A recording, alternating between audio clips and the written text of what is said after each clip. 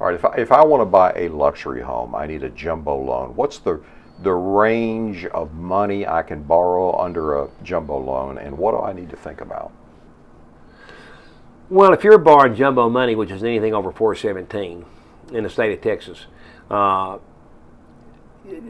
most jumbo lenders went 20 to 25% down.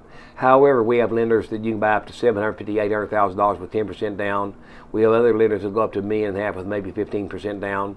And the ratios on jumbo loans are, generally speaking, a little tighter, meaning the debt-to-income ratios. Most of your jumbo lenders won't go over 43, 44%, where your conforming Fannie and Freddie product will go up to 45, 46 back-end ratio. But there are so many jumbo products. And I'll tell you something else about jumbo loans. If you go to the big banks, and they're a lot of times they want a minimum credit score of 740, some of them want 760. We can get jumbo loans down in the 640 range. The rates are a little bit higher, but if you've got a 660 credit score and you're buying $1 million home, putting $200,000 down on it, and you go to a bank, typically, I'm talking about the big four banks, and most mortgage companies, they're not going to talk to you unless your credit score is over 720, 740, or whatever their credit score is.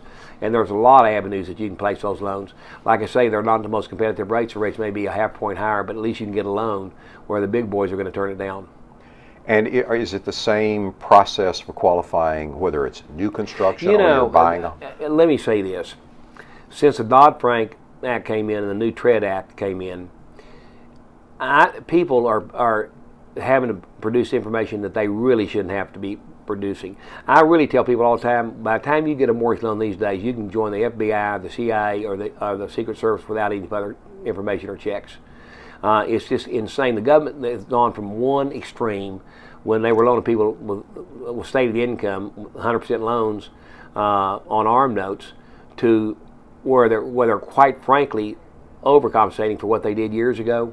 So it is a hassle getting a mortgage loan. It really is for everybody, including us. It's frustrating as all get out when somebody for example, let's say you had $110,000 in the bank in cash, and you deposit $850 out of the ordinary. They want to know where that money came from. They want to source it. It's just overkill, but it is what it is. Do you think it's hurting our economic recovery? I do. I think a lot of people are out of the market.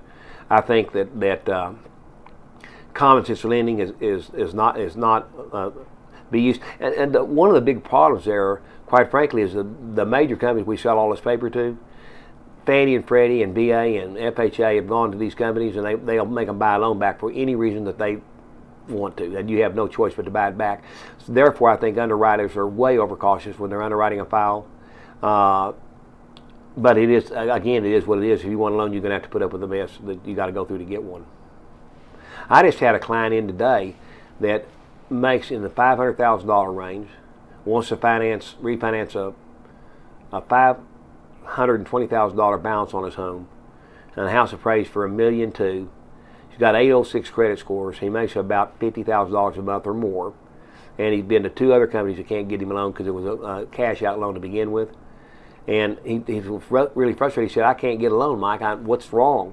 And it's just the nature of the product, what he's trying to find in the lenders he went to. But we got him a loan, so it's not a big deal. But it is a hassle.